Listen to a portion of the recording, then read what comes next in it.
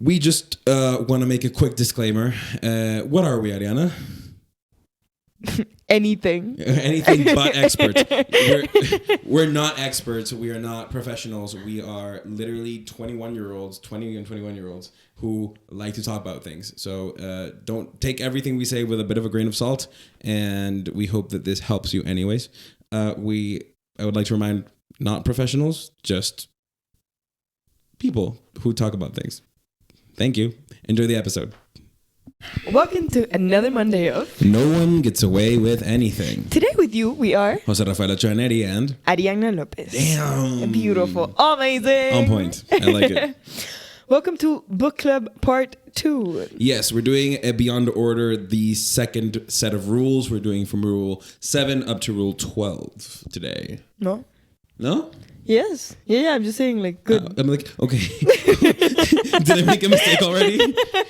Let's just get started then. Okay. Yeah, Okay. Sure. Well, for context, we already did the first part of this book. So if you haven't watched that, just go a bit up in our episodes and take a look at that one first, I would believe. Yeah, a lot of people were like, when are you putting out part 2? Because like I was interested, and we recorded it like 3 times. Yeah, we've had so many technical issues for this, but Yes. we apologize. Now, because of some fortuitous things, we are now for 100% sure that everything is working properly. is recording correctly in every We've part learned of it. our lessons. It's the universe telling us, like, look, you Yeah. have to do things right. Okay, so look, again, Ariana's going to read the name of the chapter, and then I'm going to explain a little bit of it because I was the one who read it. Ariana hasn't, and she's kind of learning retroactively, so whatever I'm telling you. I'm learning as much as you are. Yeah, so go ahead. Okay, first of all, you need to work as hard as you possibly can on at least one thing and see what happens. Okay, yeah, so this is clearly... I think this one's very clear. Yeah. It's very straightforward. I've talked about this before in the podcast. You know, I did this, and I keep doing it in a lot of things. For example, there's a lot of people that say, you know, I'm going to work really hard on my mental health from now on, and like they do it so well that they become incredibly peaceful people. Mm-hmm. And so it's if you work as hard as you can, like possibly can on something, this weird thing happens where you get further than you could have imagined that you could go. Está bien. O sea, y ves los límites de tus habilidades como persona, ¿no? I mean, I understand, and I think I said this when we recorded before, but I agree until a certain extent. Why? For example, and I remember that I said this exact same thing the last time we recorded. It says, like, we are people who do a lot, you know, and we're staged in our life where we do a lot. And Definitely. I'm sure this happens to, you know, many people beyond us, right? So I don't think right now in my life I have the ability or I want to focus only on one thing. You know, I feel like I need to explore it. For example, I have school, right? And I also have relationship. Yeah. Right? I also have work. And I also have my leisure with the podcast. But I also want to work out, you know? Yeah. And all those things play a very important role in my life. If I leave working out, that's something that's part of taking care of myself. If I abandon my podcast, it's something that I really enjoy and it's a project that I really want to see growing, so I don't want to do that. If I abandon my work, there's a profitability part of my life which changes. We have to eat something. I'm not even working that much, you know, it's like I don't need to maintain myself. But also, like, I think it's a bit of self-growth. I really wanted to get a job this year. Yeah. And that, for me, is very important, right? Oh, congratulations, everybody. A round of applause. She got a job, which is awesome, actually. Yeah, I've talked about it before. And I got it thanks to you, so thank you. Oh, thank you. And then there's also, you know, the core things in my life right now, which is basically school and relationships. Both from, you know, family-wise and friend-wise and love-wise, which are all, like, they're all hard to maintain. You need to pour time in it. So that's what I think. Yeah, definitely, I agree with you. There's something about juggling your life which is incredibly satisfying. But I think that's exactly what we do when you're 20. You work incredibly hard at learning how to juggle your life. That's what you're working super hard for. Mm-hmm. And I think that o sea, si lo ves nada más desde la perspectiva de trabajar muy duro en una cosa, nunca, en ningún momento de tu vida. Sí. And like, if you were going to be stupid about it, like because you need to eat and sleep. Mm-hmm. That's it. Like, Seriously. But you have moments in your life you can work really hard at one specific thing. And it's mostly an experiment. So the reason why Peterson points this out is that you should know your limits as a person. And you should know how hard you can work, how much you can Fair do. enough. And so, yeah, I think it's true. I think you made a fair point. I made a fair point. Because I don't know if this happens to you, but now, the thing about doing many things in Madrid is that from thing 1 to thing 2, you at least have to take 30 minutes. 30 minutes, yes. And that's being super optimistic. Come on, that's in a very that's good case. if the bus lines up with the metro and lines up with you getting a seat and everything. And that you slept at your girlfriend's place so that you're close to the thing. You know? That you picked up your clothes. No, really, como at least in a very, very, very good day, you're going to take 30 minutes from thing A to thing B. Yeah. And usually, for example, for me, it's like work from uni, it's at least 40 minutes. Uni from my house, it's at least 40 minutes. My house from work is at least 50. Yeah. Okay, so it's a very different... And what I was going to say is that, and during all those walks, like whenever I walk from work to the metro station or from the metro station to uni, I sometimes just think like, Jesus Christ, I am in so many things at the same time. Like the walk is literally the only time where I get to, just look around and sit still. It's your free time in many Literal. ways. Like No. I no longer watch series at home. Like I used to lay on my bed and watch Netflix. I am now infinitely trained. Like my hand is a stabilizer. Like I'm trained to walk through the metro and like be able to, watch it while having like an umbrella and my book bag and my coat and everything. It's whatever. crazy. Something. So I really now I've learned that I need to make time for nothing. Yes, 100%. And okay. Bueno, let's keep going with the rules because I think this goes along with the different one. But before that, there's this ironic point in our lives where I think like we have so many opportunities and I want to take all of them. Yeah. I was telling you before, like there's this thing of going to MUN, doing more MUN, going to international MUN, which is tickling my fingers. I'm about to just like go there and be like, yes, I'm going to do this and I'll figure it out later. Because that's what we were used to doing, just figuring it out, getting it. But pulling it out of our asses. Yes. But there's other people in the other end, like there's my family, there's my boyfriend, there's my friends, and I do think that you end up sacrificing those relationships for these activities. So it's an interesting perspective to this rule, Yeah. which is work as hard as you possibly can on something and see what happens.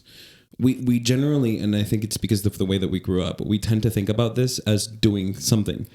You can work really hard at doing nothing, at having time for yourself. Sure. And I think that maybe that's the challenge that we have. We have so many things that having time for ourselves is already difficult enough. Yeah. Yeah? Yeah. Okay, let's go to the next Fair one. enough. Rule number 2.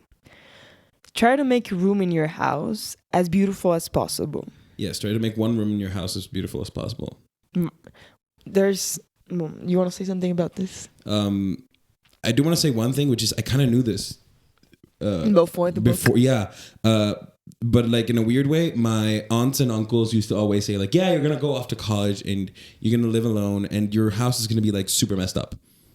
And certainly a little bit, but there's always a part of my house that is really clean, and it's something that I learned from my parents. And my parents do this in a very different way, but it's something that was in me. It's not like I ever lived in a frat house kind of way where everything is a mess.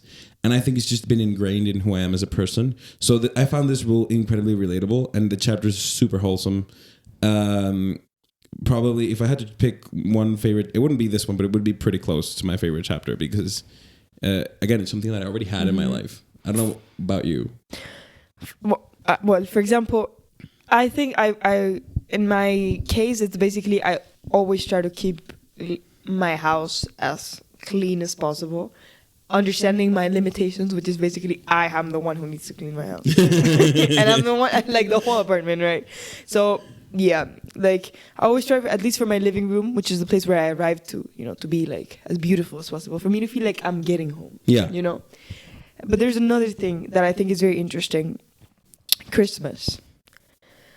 I'm very, very, very excited to go back home and spend Christmas with my family, right? Yes, and I understand. The image I have of is basically me arriving from the airport, opening the door and seeing my house as beautiful as I know it always is on Christmas. Because it's such a wholesome feeling, and it's such a wholesome time of the year that for me, literally, like, I've been telling my boyfriend for this whole month, like, I'm happy only because it's Christmas.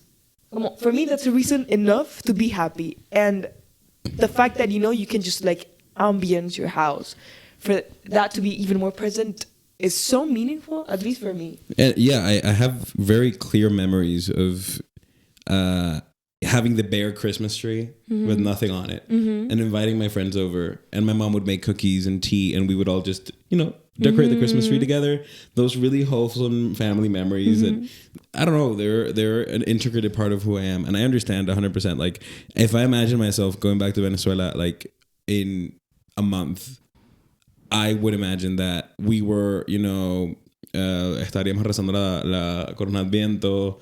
We would be caroling every week. It would be super annoying because you would see the entire family, but you secretly love all of them and they love you. But it's, you know, yeah, 100%. So I really think that the power of, you know, rooms and decoration is very emotional. So yeah, well, Peterson, when he talks about this chapter, he basically says that you need beauty in your life. Like, life without music, life without art would be pretty dull. And what he says basically is that we live, especially if you're a person that follows the last 8 rules that he said in the book, you're generally a person that is doing something important with his life, important for him, her, and in a clear, spec'd out way. Like, you know, I am doing things that I want. What you said right before, like, you know, I have a lot of things that I want to do. I have a lot of ambitions. I have a lot of options and choices in what I want to do. And this is important for me. Sure. And I think that he says, like, if you're living your life like that and you are busy with other things, you forget that there's a transcendental beauty to the world, and you need to be reminded of it daily. And the only way that you can do it is if you make space for it in your own house. Absolutely. And well, no, before we go in, there's this other thing. My boyfriend's house right now, he has 2 beautiful windows that have like some trees right after. Very similar to this one, but the trees are like literally just in front of the windows. Okay. Right? So there is this moment of waking up, making a coffee, and sitting beside the window that has so much power. Yeah.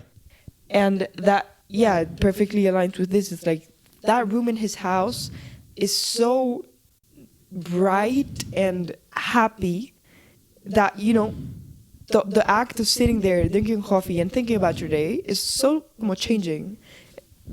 I just invite all of you to, you know, find your space. Yeah, especially if you do it in the morning.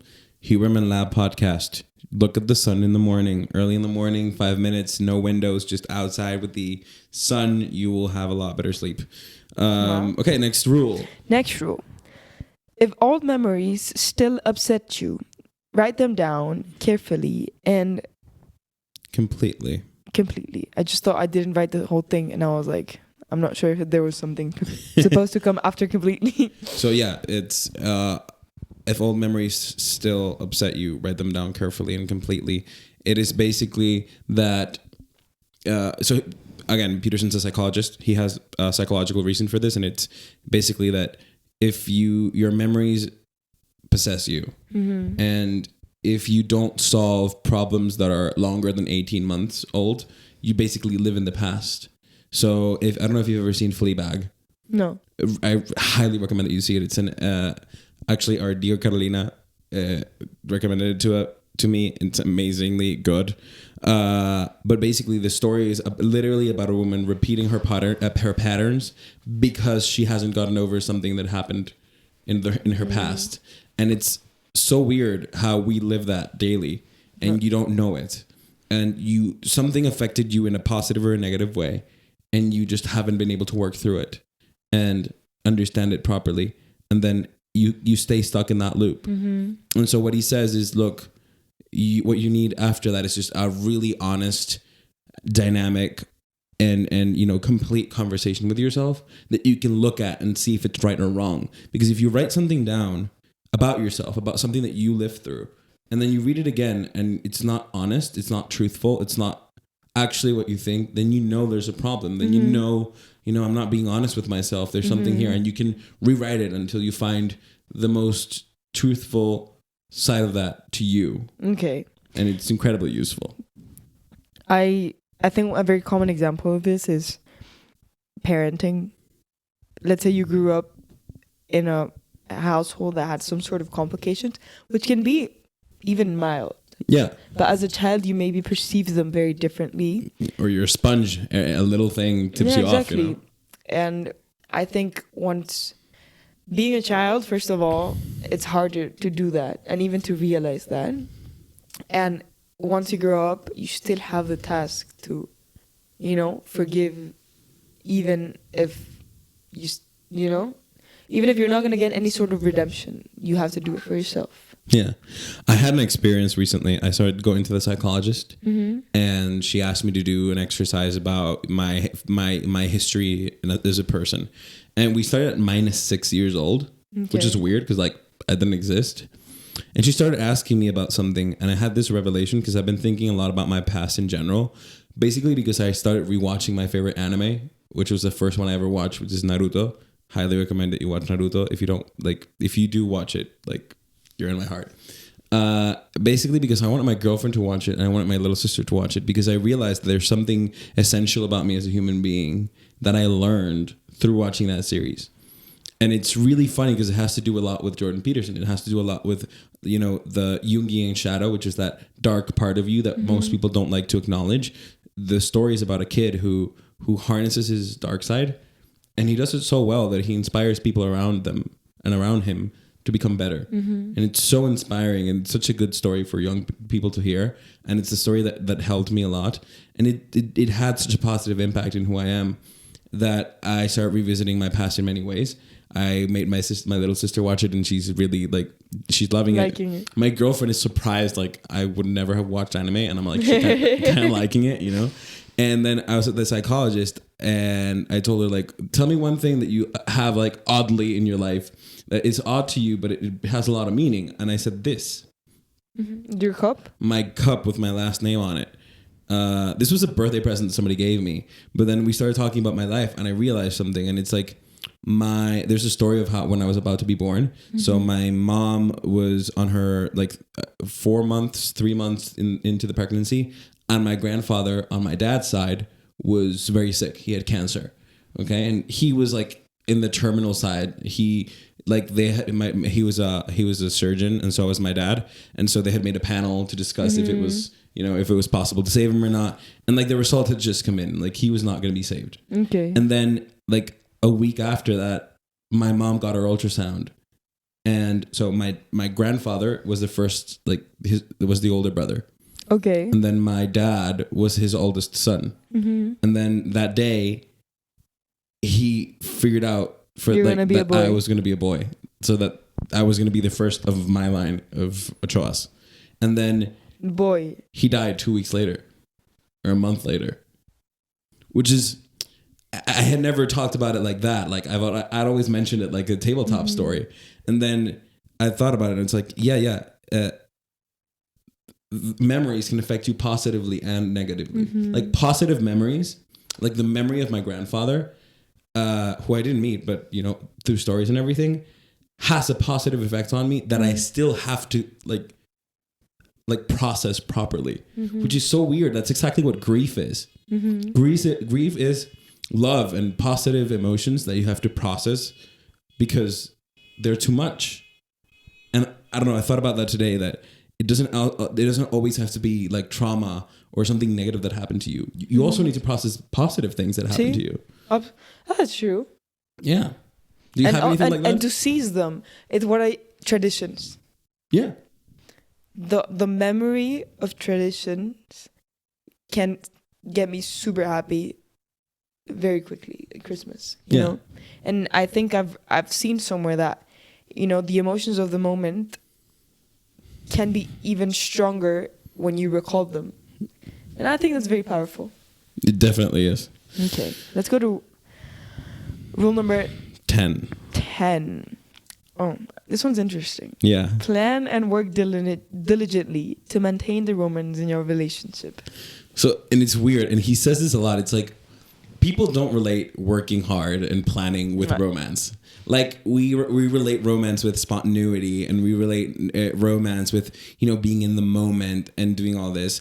And then he asks this question, and he does it in a very funny way, which I love. It's a very who do you think you are kind of way. He says, like, who told you that you know how to go out on a date? Who told you that you know how to be with someone for 35 years of marriage or 45 years of marriage? Who told you that you even know how to have sex with someone? Have you had that conversation with your significant other? Come on. Have you? Because you probably haven't. So he goes into this rant about, like, do you, like, look at your life, mathematically speaking, figure out how much time you want to be married. If you want marriage to last forever, at least until you're dead, or one of you is dead, then how much time would you spend together? On average, life expectancy, 80 something years of life. That would mean that if you get married between your 20s and your 30s, you would have something between 50, 60 years of marriage. That's 20, 60, that's 60, 50 years of your life. That means every time you go to sleep, every time you eat in your house, every time you go on holiday, every time you watch a movie, you're probably doing it with your significant other. Right. How much time of your life is that? It's more than half. And it's what we were saying before. Relationships, they're beautiful and they're amazing. And you know what you need to do for that is dedicate time, dedicate energy, and dedicate effort. Yeah. And it's what you were saying. Perhaps sometimes we somehow give it for granted or assume it's just gonna flow naturally. Yeah. When in fact, sometimes you actually have to sit down and talk about it. Yeah. Because there's also this thing of, what's romance for you? What's romance for me?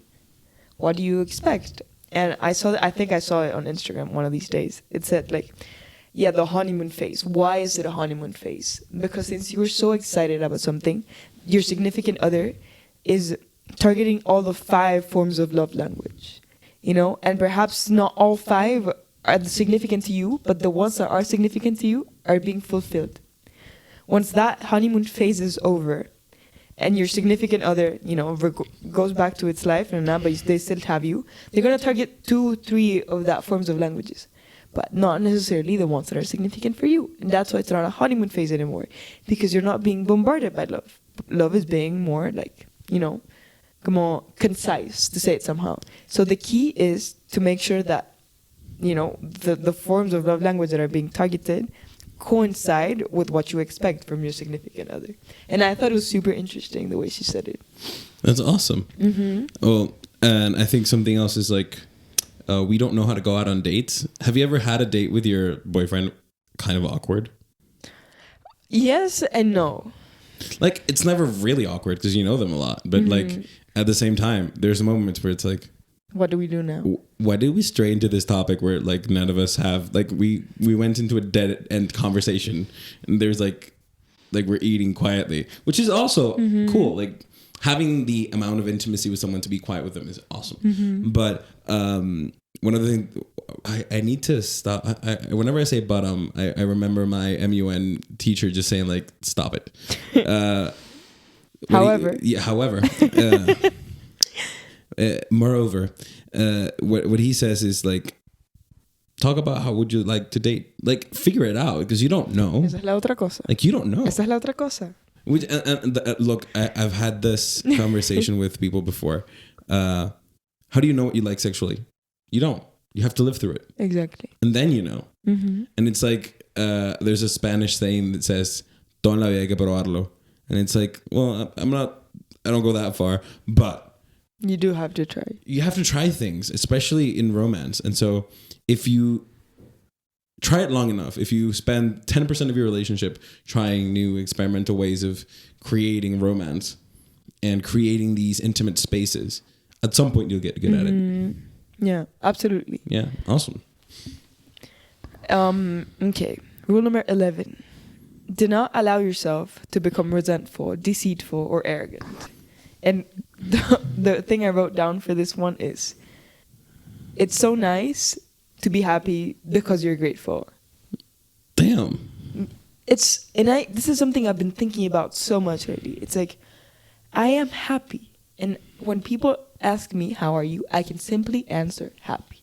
And even if my day is not being the best, the fact that I have the ability to say, yeah, I'm happy, is going to improve my mood. I think it's a super powerful tool. I agree. I have this thing, and again, I've been thinking recently about family and about my life.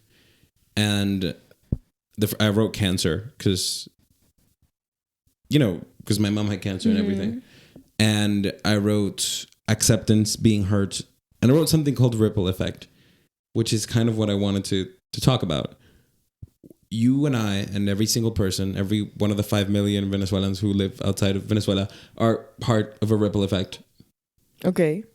That started with, none of us really know where it started, but it started somewhere with being arrogant and deceitful. Like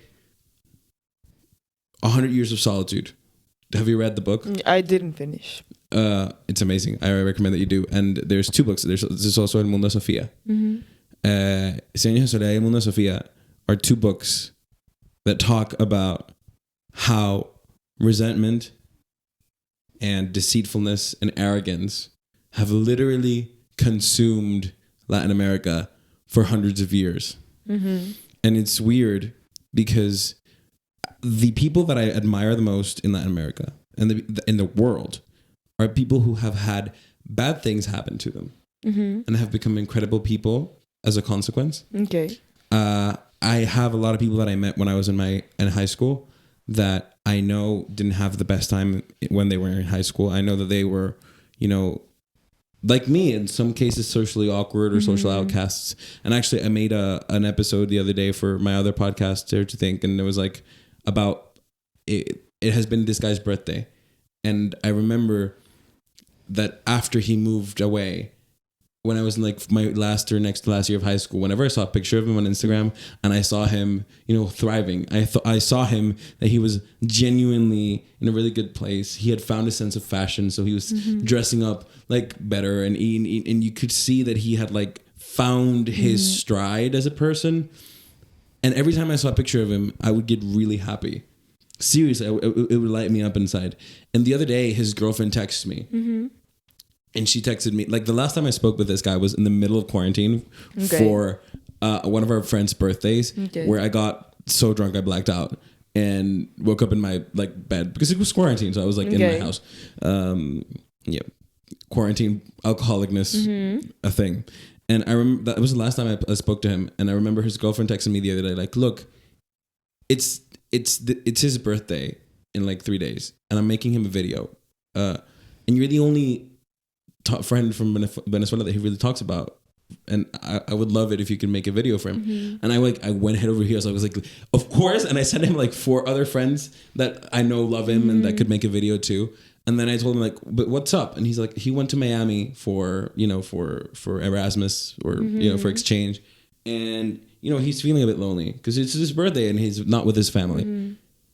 And I remember sitting down, I was watching Naruto and I was doing all these things, and I was like, this person changed me a lot. So his reluctance to becoming an arrogant person or to becoming a person that was, consumed by, which I did it a lot. I got angry because I didn't fit in at my school, because I didn't like the things that happened to me. I didn't feel as socially accepted as I should have. I let that make me angry, and I let that make and it made me have a lot of mistakes. And I always felt from him, especially, probably this is not reality. Probably he did the same thing as me and he figured out later. But having him as this thing that I saw from far away that got over the same thing that I couldn't, gave me a lot of hope that I could get over it, that I could become a better person. And I think it's so weird the mark and the ripple effect that people can leave. Like, if I don't know who did it, and I don't know if anybody has ever told you listening or the people around you that if you do something good, people will react to it, and they will feel inspired to do good. And even if you're living through Venezuela in its worst, you can literally see a person next to you who got over it, and it's inspiration enough, I guess. Yeah. Wow, that was deep.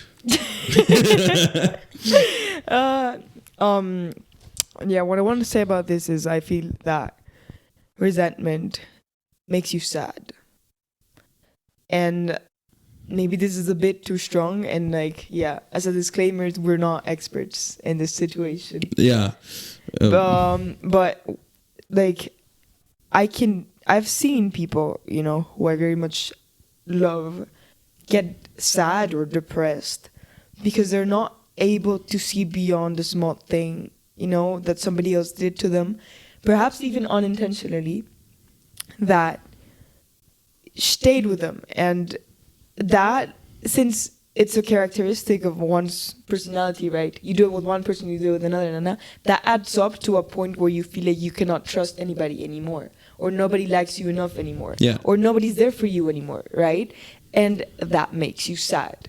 So even if you feel like you need to like hold people accountable for that, you're only holding yourself back and literally putting yourself in a prison cell, because nobody's going to be all the time like rindiéndote cuentas. I don't know how you say it in English. You know, keeping tabs on you. Because everybody's too busy believing that they're the center of the world, as in to understand that you feel like you're at the center of your world. Yeah. You know? Entonces, even if, yes, it would be amazing if people always forget, you know, said sorry. First, you need to say that something bothers you to expect the other person to think about it. Yeah. Otherwise, you have no right, in my opinion, to, you know, like assume that. And I am the first one to make that sin, especially in my relationship. But it happens. Yeah, and even if you say X or Y, the other person maybe did not pay that much attention to it. You're the only one that's gonna get stuck. The other person is gonna move on. So just like, you know, get your ass up and go be happy. Okay, we're not here to stay sad. Okay, and then this adds and, you know, bonds perfectly with the last one, and it's a very profound one, which is be grateful in spite of your suffering.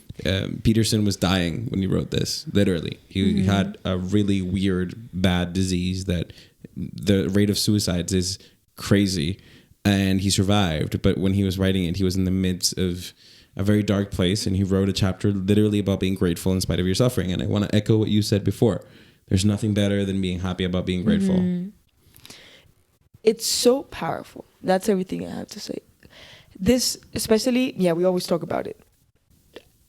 I wake up every morning, I realize how far my family is and how much I love them and everything they give me and how close I feel them to myself. Then I wake up and I see my house, you know, it's like I am grateful enough to have a place like this for me to live in. I'm healthy, you know, it's like I don't feel sick. I can exercise if I want to. I can go to uni and I have amazing opportunities there. I have people who love me. I have people who I love. I have food. I can enjoy so many things in my life right now. And I've been in places where I just simply don't want to enjoy anything. So it's just like, you can be so happy by just acknowledging that, you know, why not do it? This makes me think a lot. We've been talking about this in class for like a month. When I'm asking this honestly to you right now, but to everyone who's going to listen later. When was the last time you sat through a class and didn't get distracted? You don't remember? We were talking about this, and a friend of mine said, she's Mexican. She said, "¿Qué putas? No entiendo." Like, she said, I was telling my mom that, you know, the class was very boring and that I couldn't concentrate. And she was like, "What do you mean? You live in Europe. You have such an incredible life. And you can't fucking pay attention for an hour? Really?" No. And it's not, my idea isn't to barrage anyone or to make anyone feel bad about whether or not they pay attention in class. I think the point is that life is difficult, including those moments that we don't understand. Like, I think there's a reason why we don't pay attention in class. And I think that reason is important to explore. And we suffer because of it. We know, we feel bad. And if you're a bit like me, just not paying attention to a teacher and then noticing that that teacher is giving the class to two students who are paying attention in that moment, but in 10 seconds are going to be halfway through the Zara catalog.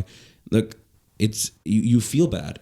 And I feel like having our ability for suffering is like the thing that tells us where things are going wrong in the world. It's impossible not to suffer. I think even more than being grateful in spite of my suffering, I think, and I've reached this conclusion many times, it's you have to be grateful for your suffering. It tells you where things need to be fixed. It tells you where the world needs to be better. And even if it's sometimes meaningless, and it can be, even there, you can learn about yourself, you can learn about the world, and you can become better.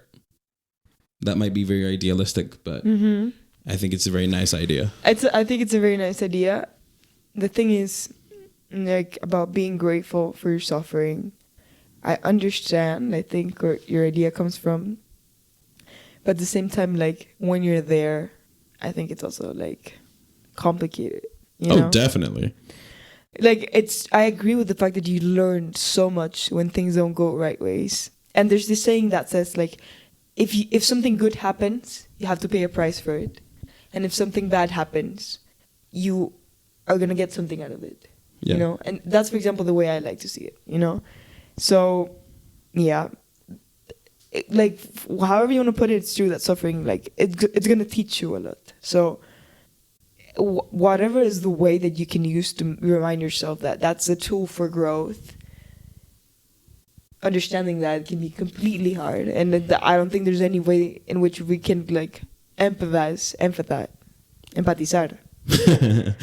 completely with that. Yeah, it's just like, you know, if you're the happiest already, just keep being happy. And if you're good, be grateful for what you have. And if you're in a complicated circumstance, just try to take the best out of that. I think Peterson puts it very well, and he says, life is difficult. Life will most definitely kill you, and it will try more than once. If every time life tries to kill you, you become bitter and you aren't grateful that you're still alive, you're not living. Life literally tries to kill you the moment you're born. And it also gives you an incredible amount of things. And I think no one gets away with anything. And before we finish it, like, we're not perfect, you know, and I don't think neither Jose or me completely comply with all of these rules, nor will we ever. It's just, like, you know, something we like to take into account, and that I think it's fun, or, like, nice for all of us to think about. It's like, maybe there's going to be one sentence about this episode that's going to make you think about something in your life you want to change, and that's more than enough. Yeah, and there's a line in the Pirates of the Caribbean where they're citing the rules of the pirate code, and somebody says it's more like a, you know, like an ethics code more than a rule book. Like, this is exactly it. It's more a code that you should abide by rather than rules that you should follow. And I think that the best thing that you can do with these is actually ask yourself if you do it and if you think it's important for you. And if it's not, then you'll probably find something else to explore. Thank you very much, and remember that nobody gets away with anything. And see you next Monday. Remember to watch us on YouTube, Spotify, Substack, Apple Podcasts, and wherever else you get your podcast from. Bye.